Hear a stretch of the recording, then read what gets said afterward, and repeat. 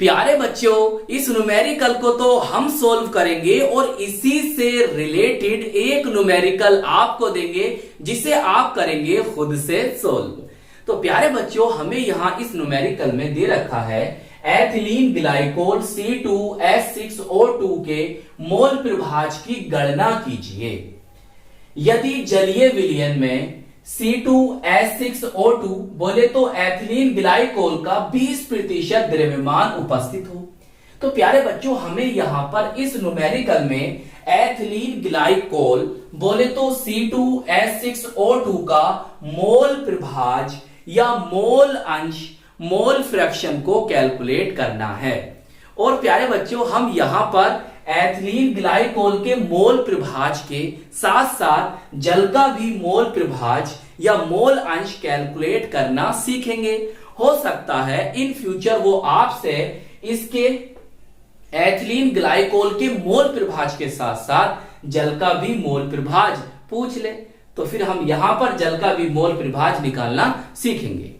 अब बात ये आती है सर कि सर हम इनका मोल प्रभाज कैसे कैलकुलेट कर सकते हैं? हमारे पास कौन कौन से मान, कौन कौन सी वैल्यूज होनी चाहिए कि हम जिनके द्वारा इनके मोल प्रभाज को या मोल अंश को कैलकुलेट कर सकें।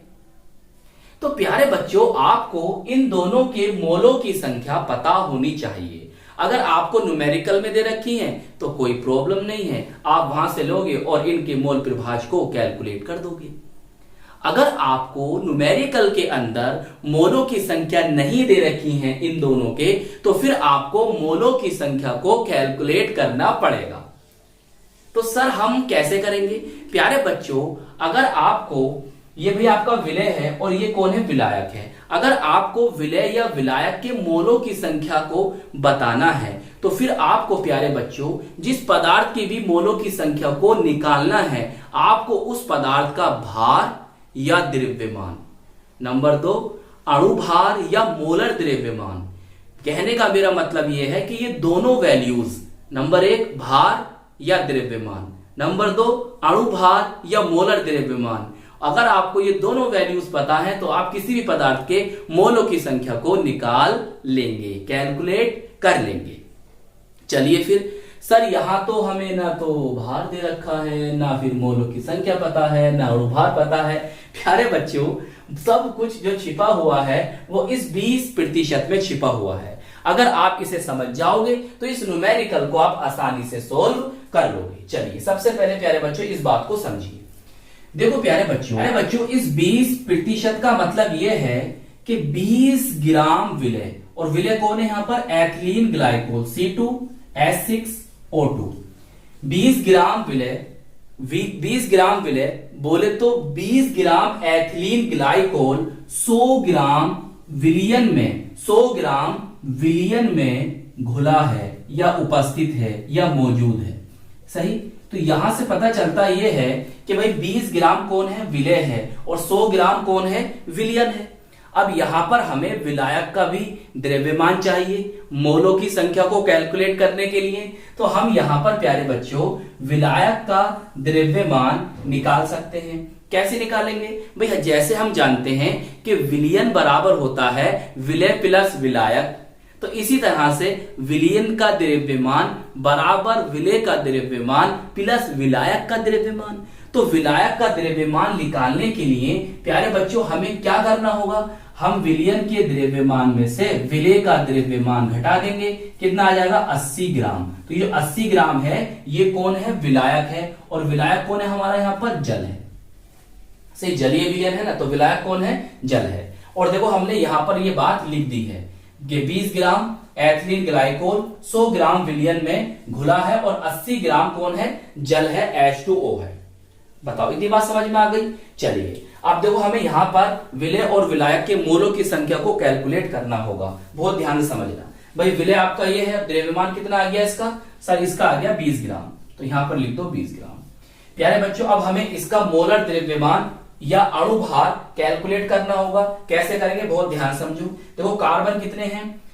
सर कार्बन यहां पर 2 है, कार्बन का परमाणु भार 12, तो गुणा कर देंगे 12 से, प्लस हाइड्रोजन का परमाणु भार, हाइड्रोजन कितने हैं? यहां पर 6 हैं, और परमाणु भार 1, गुणा कर देंगे 1 से।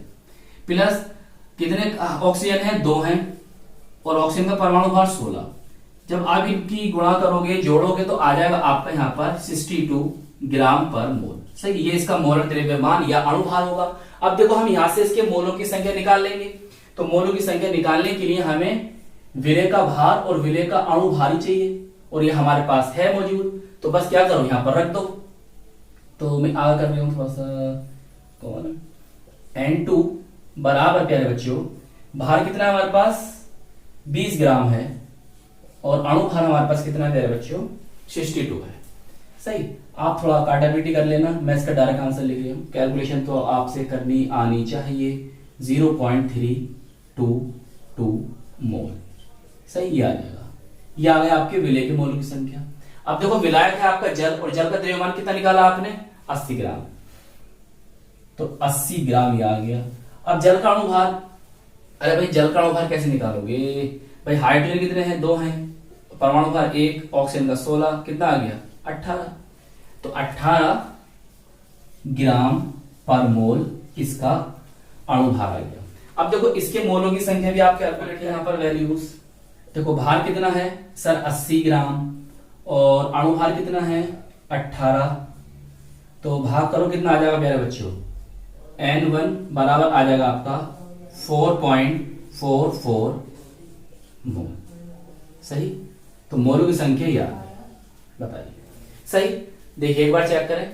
अब प्यारे बच्चों हमारे पास विलेय और विलायक के मोलों की संख्या आ चुकी है। तो अब हम अपने विलेय बोले तो एथिलीन ग्लाइकोल और विलायक जल दोनों का मोल प्रभाज, मोल अंश आसानी से कैलकुलेट कर सकते हैं। देखिए ये हमारा एथिलीन ग्लाइकोल का मोल प्रभाज है, बराबर एथिलीन ग्लाइकोल के मोलों की संख्या बटे एथिलीन ग्लाइकोल के मोलों की संख्या प्लस जल के मोलों की संख्या, विलेय के मोलों की संख्या बटे विलेय के मोलों की संख्या प्लस विलायक के मोलों की संख्या। देखो एथिलीन ग्लाइकोल के मोलों की संख्या कितनी आई 0.322 हमने रख दी, फिर यहां भी 0.322 रख दी, और जल के मोलों की संख्या, विलायक के मोलों की संख्या कितनी आई 4.44, तो रख दी यहां पर हमने 4.44।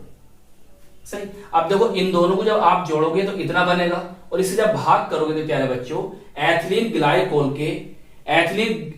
ग्लाइकोल का मोल प्रभाज या मोल अंश आ जाएगा 0.0676। सही, प्यारे बच्चों ऊपर भी मोल नीचे भी मोल है, तो इसीलिए मोल प्रभाज या मोल अंश का कोई मात्रक नहीं होता है। अब देखो जल का मोल प्रभाज निकालने के आपके पास 2 तरीके हैं।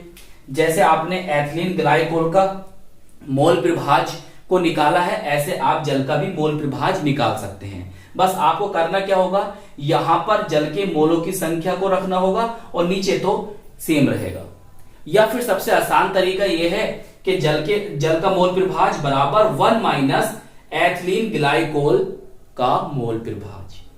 कितना आया था 0.0676। और जब आप घटाओगे तो कितना आ जाएगा 0.932, ये जल का मोल प्रभाज होगा। सही, प्यारे बच्चों आप नीचे नीचे करना, मेरे पास थोड़ी जगह कम थी तो मैंने ऐसे कर दिया।